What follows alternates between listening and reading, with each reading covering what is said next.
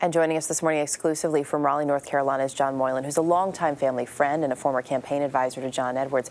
Thanks for being with us this morning, and our condolences. Thank you very much.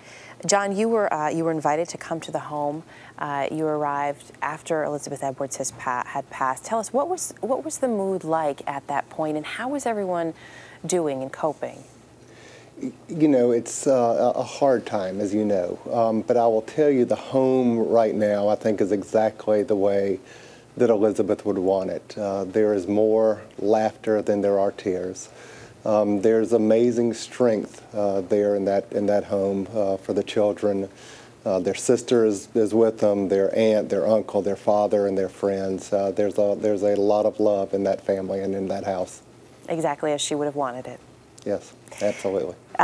We just heard some of her words there. She spoke about her children in Elaine's piece, talking about the most important thing you could give your children was wings. How did she prepare Kate, Emma Claire, and Jack for this?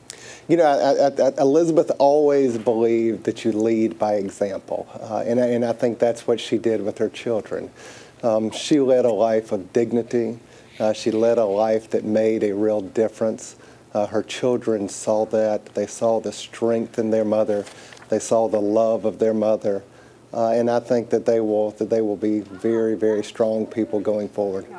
It was obviously a very tough year on a number of levels for Elizabeth Edwards this last year of her life. At one point, she had said publicly that she wanted her older daughter, Kate, who's now 28, to be the primary caregiver for her younger children. Did she still feel that way, though, at the end? You know, look, it's these young children have just lost their mother, and I think it's important that we respect that. They are at the home with their sister, with their aunt, with their uncle, and with their father, and they will be loved and cared for going forward. And how is John Edwards coping? You know, it's hard for John. He and Elizabeth met in law school. They've been together for almost 40 years. They had tremendous joy together. But their struggles played out on a national stage. So it's going to be very hard on him going forward. But his focus is on those children, as it should be. Christmas time, the holidays are always so difficult for anyone who has lost a loved one, especially recently. To have this happen just before the holidays could be exceptionally painful, of course. But from everything we've heard, it would seem that that too was something that Elizabeth Edwards may have prepared her children for. Yeah, you know, I walk into the home and the Christmas tree is up, the decorations are up. You know, Elizabeth prepared the house for the holidays, and she prepared her children and her friends for this eventuality. I mean, as she would say, you know, we all face struggles in life. We all will face death.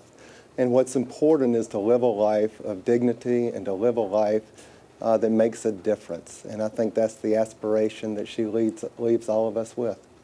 John Moylan, we appreciate you being with us this morning, and again, our condolences on your loss. Thank you very much.